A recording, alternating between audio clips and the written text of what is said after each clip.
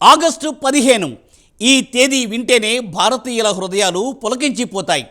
కోట్లాది మందికి బానిస సంకెళ్లు తెంచి స్వాతంత్రం సిద్ధించిన రోజు ఆగస్టు 15. ఎస్, సరిగ్గా 78 ఏళ్ల క్రితం మన దేశానికి పరాయి పాలకుల గ్రహణం వీడిపోయింది. ఎందరో మహానుభావుల త్యాగానికి ఫలితం దక్కిన రోజు ఆగస్టు 15. భారతమాత ముద్దుబిడ్డల సుందర స్వప్నం, ఎందరో వీరుల సుదీర్ఘ పోరాటాల ఫలితమే అర్ధరాత్రి స్వాతంత్రం సిద్ధించిన మహోన్నతమైన రోజు ఆగస్టు 15. అయితే చాలామంది సమరయోధులకు రావాల్సినంత గుర్తింపు దక్కలేదు. అటువంటి వారిని స్వాతంత్ర దినోత్సవం సందర్భంగా స్మరించుకోవాల్సిన అవసరం భావితరాలపై ఎంతైనా ఉంది. తెలుగునాట కూడా భరతమాత ముద్దుబిడ్డలు స్వాతంత్రం కోసం ప్రాణత్యాగం చేసిన వారు ఎందరెందరో ఉన్నారు. మరి వారిలో బ్రిటిష్ పాలకులను గడగడలాడించిన తెలుగు వీరులు ఎవరు అనేది మనం స్మరించుకోవడం ఈ సమయాన ముదావహం.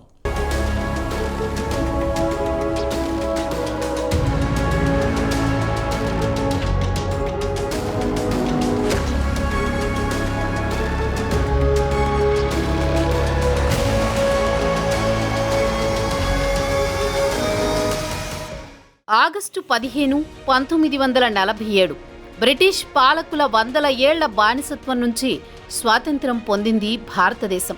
అందుకే ప్రతి సంవత్సరం ఆగస్టు 15న స్వాతంత్ర దినోత్సవాన్ని జరుపుకుంటాం. 1857లో ప్రథమ స్వాతంత్ర సంగ్రామం మొదలుకొని దేశ స్వాతంత్ర్యం కోసం ఎన్నో పోరాటాలు జరిగాయి. ఎందరో స్వాతంత్ర పోరాట వీరులను భరతమాత కోల్పోయింది. ఎందరో మహనీయుల పోరాటాల ఫలితంగా దేశానికి స్వాతంత్ర్యం సిద్ధించింది. భారతదేశానికి స్వాతంత్ర్యం ఇచ్చేందుకు మౌంట్ బాటన్ 4 జూలై 1947న బ్రిటిష్ హౌస్ ఆఫ్ కామన్స్లో భారత స్వాతంత్ర్య బిల్లును సమర్పించారు. ఈ బిల్లును బ్రిటిష్ పార్లమెంటు ఆమోదించింది. భారతదేశానికి 15 ఆగస్టు 1947న స్వాతంత్ర్యం ప్రకటించబడింది. అదే రోజున దేశ తొలి ప్రధాని జవహర్లాల్ నెహ్రూ ఎర్రకోటపై జాతీయ జెండాను ఎగురవేశారు. ఆ తర్వాతి ప్రతి ఏటా ఆగస్టు 15న ఎర్రకోటపై ప్రధాని జాతీయ జెండాను ఆవిష్కరించి జాతినుద్దేశించి ప్రసంగించే సాంప్రదాయం కొనసాగుతోంది.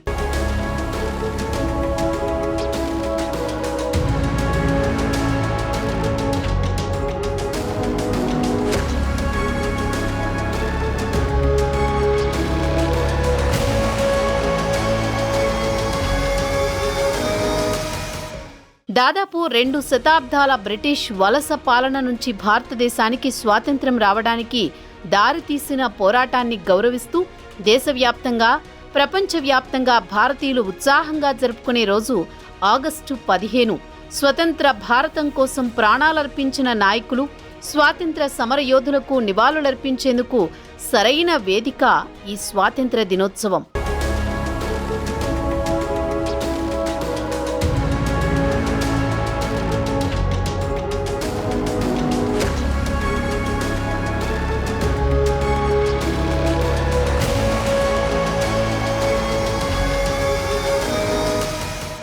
బ్రిటిష్ పాలనకు వ్యతిరేకంగా సాగిన స్వాతంత్ర ఉద్యమంలో మేము సైతం అంటూ తెలుగువారు ఎందరో పాల్గొన్నారు. భారతదేశ దాస్య విముక్తి కోసం గణనీయమైన కృషి చేశారు. ఎందరో చేసిన పోరాటాలు, త్యాగాల ఫలితంగా బ్రిటిష్ పాలన నుంచి భారతదేశం విముక్తి పొందింది.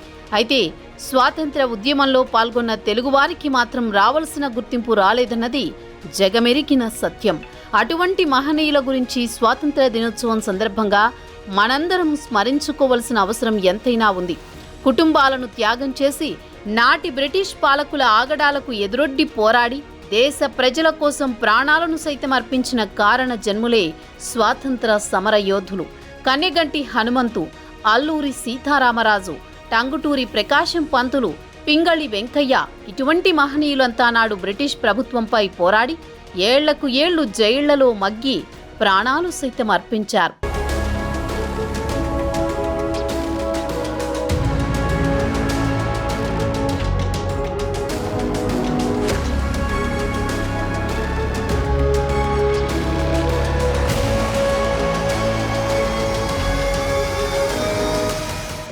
తెలుగునాట స్వాతంత్ర సమరయోధులంటే మొట్టమొదట గుర్తొచ్చే పేరు అల్లూరి సీతారామరాజు.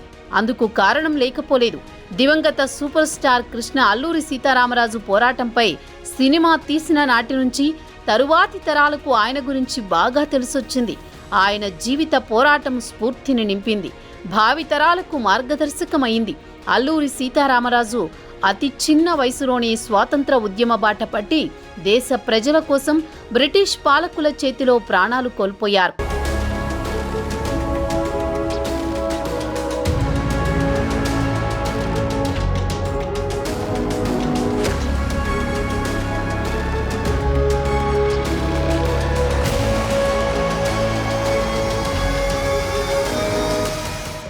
చరిత్రలో కొందరి పేర్లు చిరస్మరణీయంగా నిలిచిపోతాయి. 60 ఏళ్లు 70 ఏళ్లు తమ జీవితాల్ని సమాజం కోసం పనిచేసినప్పుడు వాళ్ళని గుర్తుపెట్టుకుంటారు.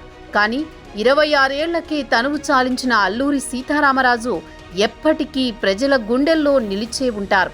అల్లూరి సీతారామరాజు ఎక్కడో మారుమూల అడవుల్లో గిరిజన పుత్రులు కష్టాలు పడుతున్నారని చూసి వాళ్ల కోసం బ్రిటిష్ వారిని ఎదిరించారు.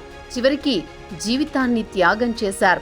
అమాయకులైన గిరిజనులపై బ్రిటిష్ అధికారుల శ్రమ, ఆస్తుల దోపిడీని అరికట్టాలని, మహిళలపై చేసే అరాచకాలను, మానభంగాలను అడ్డుకోవాలని నిర్ణయించుకున్నాడు. బ్రిటిష్ వాళ్లు గిరిజనులతో ఉదయం నుంచి సాయంత్రం వరకు గొడ్డు చాకిరీ చేయించుకుని అణా కూలి ఇస్తామని అర్ధనాతో సరిపెట్టేవారు. అడవుల్లో లభించే కలప, చింతపండు, కుంకుళ్ళు, వంట చెరుకుకు పన్ను వసూలు చేసేవారు.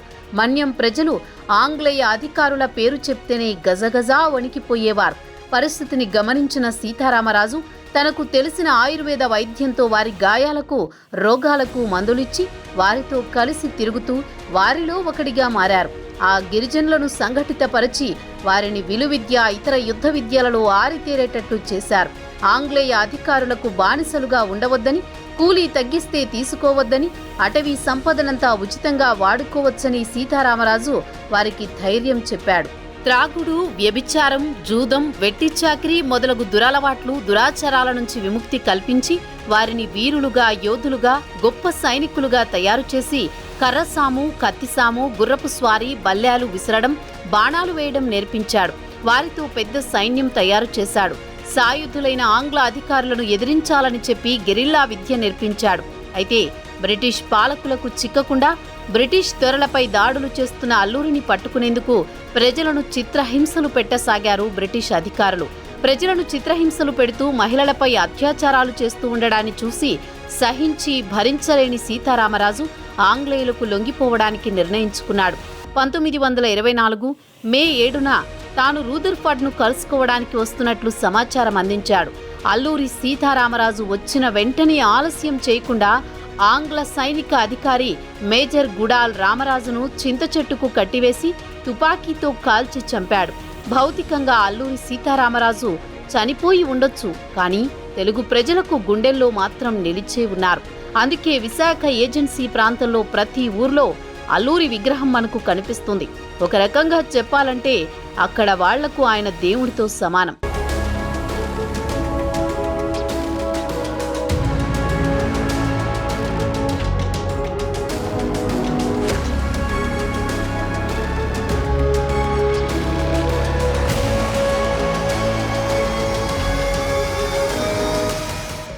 ఇక దేశం కోసం బ్రిటిష్ వారిపై ఎదురు తిరిగిన మొట్టమొదటి స్వాతంత్ర సమరయోధుడు ఉయ్యాలవాడ నరసింహారెడ్డి.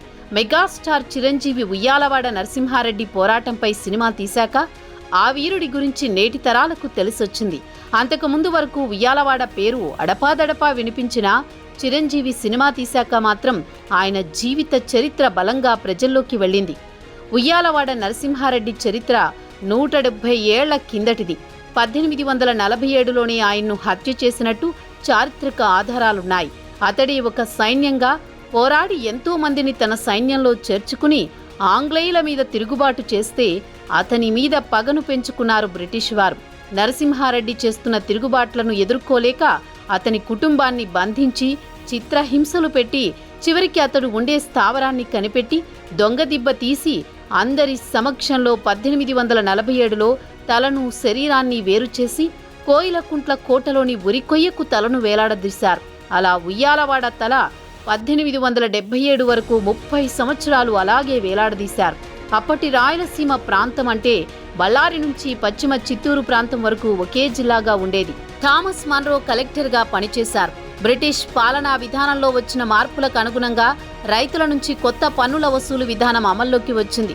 అప్పటి వరకు రైతుల నుంచి పన్నులు వసూలు చేసేందుకు రాయలసీమ ప్రాంతంలో ఉండే మధ్యవర్తులను పాలెగాళ్లు అని పిలిచేవారు. విజయనగరం రాజుల పాలనలోనే ఈ పాలెగాళ్ల వ్యవస్థకు శ్రీకారం చుట్టినట్టు తెలుస్తోంది. అయితే పాలెగాళ్ల వ్యవస్థను రద్దు చేసి పూర్తిగా తమ పెత్తనముండేలా చేయాలని చూసిన బ్రిటిష్ పాలకులకు సింహస్వప్నమయ్యారు ఉయ్యాలవాడ నరసింహారెడ్డి. బ్రిటిష్ పాలకుల పెత్తనాన్ని ధిక్కరించి వారిపై వీరోచిత పోరాటం చేసిన ఉయ్యాలవాడ నరసింహారెడ్డి దేశంలోని మొట్టమొదటి స్వాతంత్ర సమరయోధుడు అని చెబుతుంటారు చరిత్రకారులు. ఉయ్యాలవాడ మరణించి ఉండొచ్చు, కానీ అక్కడి ప్రజల గుండెల్లో, అక్కడి ప్రజలు పాడుకునే వీరగాథల్లో ఎప్పుడూ బ్రతికే ఉంటాడు. ఉయ్యాలవాడ ప్రజలకు అందించిన పోరాటం మరణం లేనిది. ఎంతో మందికి స్ఫూర్తినిచ్చిన ఆ విప్లవ యోధుడు భారతీయుల సత్తా ఎలా ఉంటుందో బ్రిటిష్ వారికి చూపించిన ధైర్యశీలి.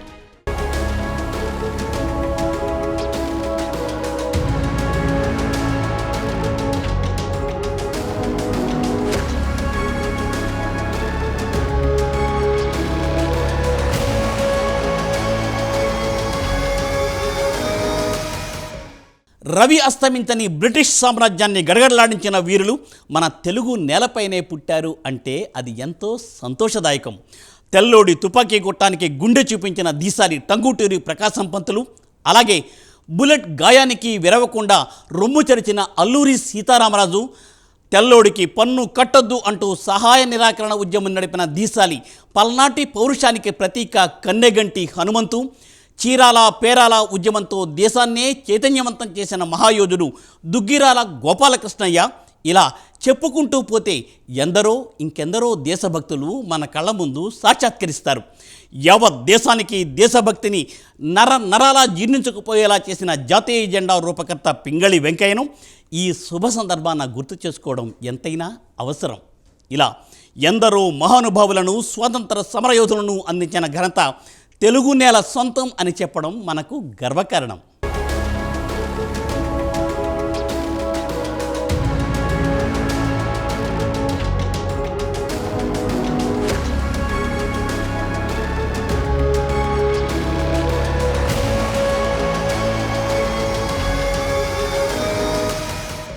దేశంలో ఎంతోమంది సమరయోధులున్నారు. వారిలో ఎవరి గొప్పదనం వారిదే. ప్రకాశం పంతుల పేరు వినని తెలుగువారు లేరంటే అతిశయోక్తి కాదు. గాంధీజీ పిలుపుతో న్యాయవాది వృత్తిని వదిలి జాతీయోద్యమంలోకి ఉరికాడు ప్రకాశం పంతులు. లాయరుగా ఎంతోమందిని జైళ్ల నుంచి బయటకు తెచ్చిన ఆయన దేశ ప్రజల కోసం తాను స్వచ్ఛందంగా జైలు శిక్షను అనుభవించారు. గాంధీజీ ఆశయాల ప్రచారం కోసం స్వరాజ్య పత్రికను స్థాపించి గాంధీజీ నిజమైన అనుచరునిగా ఆయన మెప్పునూ పొందాడు. అదే గాంధీజీ కొందరి చెప్పుడు మాటలు విని ఆయనను తప్పుపట్టుకుంటే గాంధీజీని సైతం నిలదీశాడు. సైమన్ కమిషన్కు వ్యతిరేకంగా మద్రాస్ నగరంలో హర్తాల్ జరిగినప్పుడు తెల్లవాడి తుపాకీకి తన గుండెనే అడ్డుపెట్టాడు. భయమనే మాట ఆయన జీవిత నిఘంటువులోనే లేదు.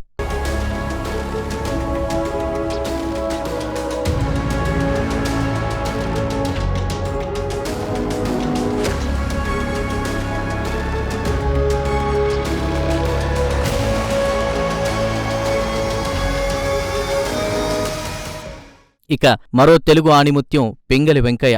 భారతదేశ జాతీయ జెండా రూపకర్త పింగళి వెంకయ్య 1906 నుండి 1922 వరకు వివిధ జాతీయోద్యమాల్లో పాల్గొన్నారు.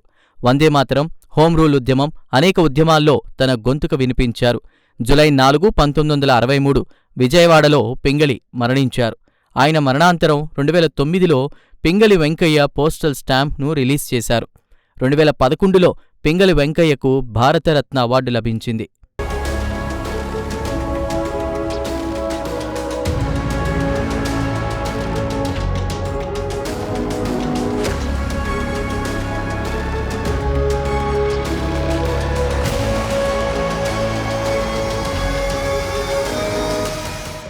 మగవారికి ఏం తక్కువ కాదు. అవసరమైతే ఆడది అబల కాదు సబల అని నిరూపించిన వారిలో దుర్గాబాయి దేశ్ముఖ్ ఒకరు. తూర్పుగోదావరి జిల్లా రాజమండ్రిలో ఓ మధ్యతరగతి ఫ్యామిలీలో జన్మించిన దుర్గాబాయి 12 ఏళ్ల వయసులోనే దేశ సేవకు నడుం కట్టారు. స్వాతంత్ర్య పోరాటం కోసం వివరాలు సేకరించి గాంధీజీకి అందజేశారు. గాంధీజీ ఆంధ్రప్రదేశ్లో సందర్శించే సమయంలో తెలుగులో అనువాదం చేసేవారు దుర్గాబాయి. దేశం కోసం, దేశ ప్రజలను తెల్లవారి బానిసత్వం నుంచి విముక్తి గావించేందుకు దుర్గాబాయి వీరనారిగా పోరాడారు.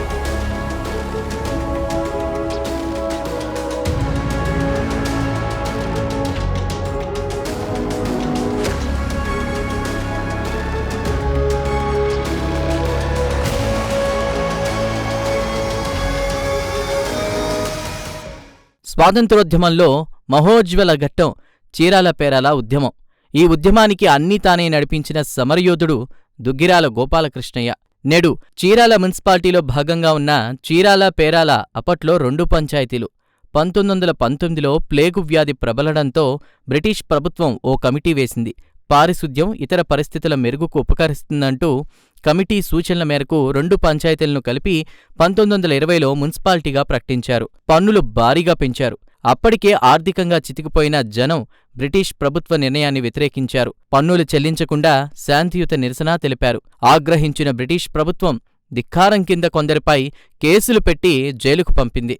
సభలో తన రామదండుతో సేవా కార్యక్రమాలు నిర్వహించిన దుగ్గిరాల గోపాలకృష్ణయ్య చీరాలలో చేపడుతున్న సహాయ నిరాకరణ గురించి గాంధీజీకి వివరించారు. ఉద్యమాన్ని చూసేందుకు 1921 ఏప్రిల్ 6న గాంధీ చీరాలొచ్చారు. ఈ సందర్భంగా పట్టణంలో సభ నిర్వహించి జైలుకు వెళ్ళొచ్చిన వారిని సత్కరించారు. ఇక గాంధీజీ కొన్ని సూచనలు కూడా చేశారు. 1. పన్నులు చెల్లించకుండా శాంతియుతంగా నిరసన చేపట్టడం. 2. పురబహిష్కరణ చేయడం. నచ్చిన విధానంలో శాంతియుతంగా పోరాడాలని సూచించారు. ఈ ఉద్యమం విజయవంతమైతే స్వాతంత్ర్య పోరాటానికి మేలు జరుగుతుందని చెప్పారు. పురబహిష్కరణకు నిర్ణయించిన గోపాలకృష్ణయ్య ఆ మేరకు ప్రజలను సమాయత్తం చేశారు. 1921 ఏప్రిల్ 25 అర్ధరాత్రి పురబహిష్కరణ చేశారు. పేరాల ప్రజలు ప్రస్తుత రామ్నగర్కు, చీరాల ప్రజలు సాల్మన్ సెంటర్కు తరలివెళ్లారు. ఇళ్లు, ఆస్తులు వదిలి పిల్లాపాపలతో ఆయా ప్రాంతాలకు చేరుకుని గుడిసెలు వేసుకుని నిరసన తెలిపారు. ఈ సంఘటన దేశవ్యాప్తంగా సంచలనం సృష్టించింది. ఉద్యమాన్ని అణగదొక్కేందుకు బ్రిటిష్ ప్రభుత్వం దమనకాండకు పూనుకుంది. రాత్రివేళ పాకలను తగలబెట్టింది.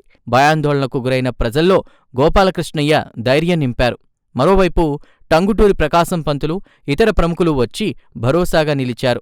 ప్రకాశం పంతులు మరికొందరు సమకూర్చిన విరాళాలతో తిరిగి పాకలు నిర్మించారు. ఉన్నత పదవుల్లో ఉన్న భారతీయ ప్రముఖులను ప్రభుత్వం రాయభారానికి పంపింది. వారు ప్రజల ముందు ఒక ప్రతిపాదనుంచారు. ముందు ఇళ్లల్లోకి వెళ్ళండి, తరువాత మున్సిపాలిటీని రద్దు చేస్తామని దాని సారాంశం. ముందు మున్సిపాలిటీ రద్దు చేయండి, తర్వాతే ఇళ్లల్లోకి వస్తామని ప్రజలు భీష్మించడంతో చర్చలు విఫలమయ్యాయి. ఉద్యమం మరింత ఉధృతంగా కొనసాగింది.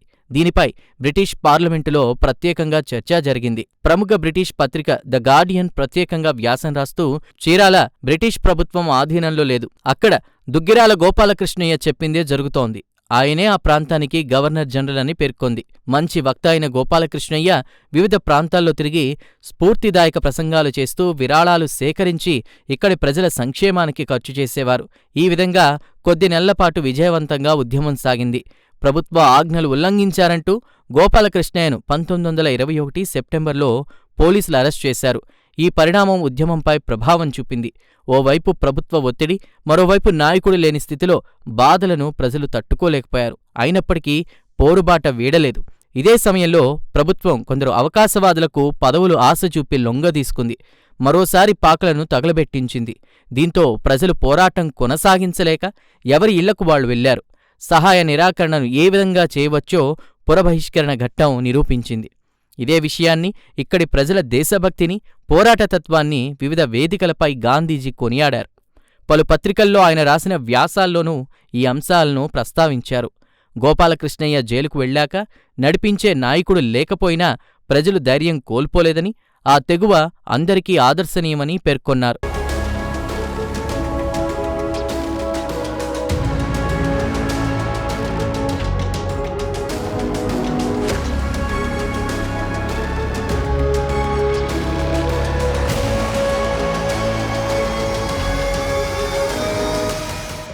తెలుగు జాతి గర్వించే మరో స్వాతంత్ర సమరయోధుడు కన్నెగంటి హనుమంతు.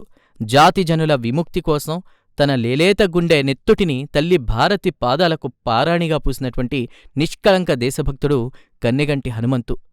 జీవితాన్ని జాతి జనుల విముక్తి కోసం అర్పించిన త్యాగధనుడు. రవి అస్తమించిన బ్రిటిష్ సామ్రాజ్యంపై పిడికిలి బిగించిన తొలితరం వీర విప్లవ సేనాని. తన దేశ ప్రజలకు స్వేచ్ఛా స్వాతంత్రాలు సాధించడం కోసం మృత్యువుకు కేవలం వెంట్రుక వాసిలో సంచరించినటువంటి సాహసి, తెలుగువారి పౌరుషానికి ప్రతీక, పల్నాడు సీమలో అరుణారుణ కాంతులతో ప్రభవించిన ప్రభాత సూర్యుడు, విస్మృత యోధుడు కన్నెగంటి హనుమంతు.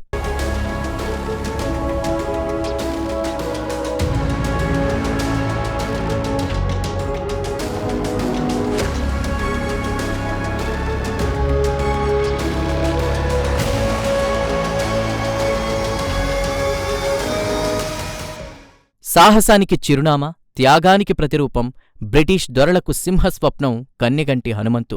తెల్లదొరల వెన్నులో చలిని, అడుగుల్లో తడబాటుని, పాలనలో వ్యతిరేకతని, గుండెల్లో భయాన్ని కలిగించి ఆంగ్లేయులను గడగడలాడించిన వీర విప్లవ నాయకుడాయన. దేశ ప్రజల దాస్య విముక్తికై పోరాడి బ్రిటిష్ వారిని ధిక్కరించి భరతమాత పాదాలను తన నెత్తుడితో కడిగిన నిజమైన దేశభక్తుడు కన్నెగంటి హనుమంతు. బ్రిటిష్ వారి అన్యాయాలను, అకృత్యాలను చూసి తనలో తానే రగిలిపోయి తన కణకణాల్లో నిండి ఉన్నటువంటి దేశభక్తిని పిడికిట్లోకి, పొంగుతున్న ఆవేశాన్ని గొంతులోకి తెచ్చి పౌరుషాన్ని పోరాటంగా మార్చి అడుగడుగున తన ధిక్కార స్వరాన్ని వినిపిస్తూ తెల్ల దొరలను ఎదిరించే స్ఫూర్తిని భరత జాతికి అందించిన విప్లవ వీరుడు కన్నెగంటి హనుమంతు.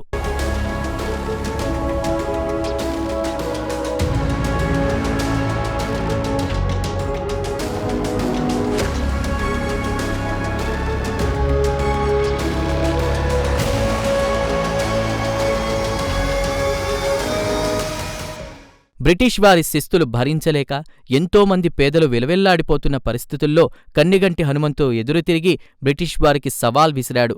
ఎప్పుడూ చీకటిదే విజయం కాదు, మబ్బులు ఎంతసేపని కోట్ల కిరణాలతో దారి చూపిస్తున్న సూర్యుణ్ణి అడ్డుకుంటాయి.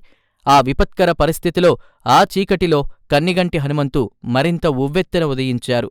6.2 అడుగుల ఎత్తు, బలిష్టమైన దృఢదేహంతో ఉన్న కన్నెగంటి గుర్రంమీద ఆ గ్రామాలలో స్వారీ చేస్తూ ఎవ్వరూ పన్ను కట్టాల్సిన అవసరం లేదు, ఇది మన దేశం, మన అడవి, ఎవడో బయటివాడు మన ఇంటికి వచ్చి మనం తింటున్న తిండికి డబ్బు కట్టండి అనడానికి వాడికి ఎన్ని గుండెలు అని సహాయ నిరాకరణ ఉద్యమంలో విస్తృతంగా పాల్గొన్నారు. ఎంతోమంది ప్రజలను చైతన్యం చేశారు. కన్నెగంటి ఇచ్చిన ధైర్యంతోనే నాటి ప్రజలు ఏ పన్ను చెల్లించకుండా అడవిని స్వేచ్ఛగా ఉపయోగించుకున్నారు. ఆ తరువాత పన్ను కట్టనందుకు పశువులను బ్రిటిష్ వారు బంధిస్తే మహిళలు సైతం 300 మందిగా సమూహ శక్తిగా పోలీస్ స్టేషన్లను దాటి పశువులను బంధించిన పాకల్లోకి వెళ్లి ధైర్యంగా విడిపించుకుని వచ్చేవారు. అది మాత్రమే కాదు, బ్రిటిష్ అధికారంలో పనిచేసే ఏ ఒక్కరికీ సహాయం చేయకుండా వారి శక్తిని నిర్వీర్యం చేసేవారు. దీంతో బ్రిటిష్ వారు హనుమంతుని ఎదురించి మనం చేసేదేమీ ఉండదని, ముందు అతనిని లొంగదీసుకోవాలని కన్నెగంటికి కొన్ని ఆశలు చూపించారు. నిన్ను ఈ ప్రాంతానికి అధికారిగా నియమిస్తాం, నువ్వే పన్నులు వసూలు చేసుకుని కొంత తీసుకుని మాకు మిగిలింది చెల్లించవచ్చని ఆశలు చూపించారు. అయితే తెల్లోళ్ల స్వార్థ కుట్రలకు తన వ్యక్తిత్వాన్ని, ఉద్యమాన్ని అణిచివేయకూడదని ఆ వీరుడు దేనికి లొంగలేదు. తన ప్రాణాలను సైతం దేశ స్వాతంత్ర్యం కోసం అర్పించిన భరతమాత ముద్దుబిడ్డ కన్నెగంటి హనుమంతు. ఇటువంటి ఎందరో మహానుభావుల త్యాగఫలమే నేడు మనం అనుభవిస్తున్న స్వేచ్ఛా భారతం.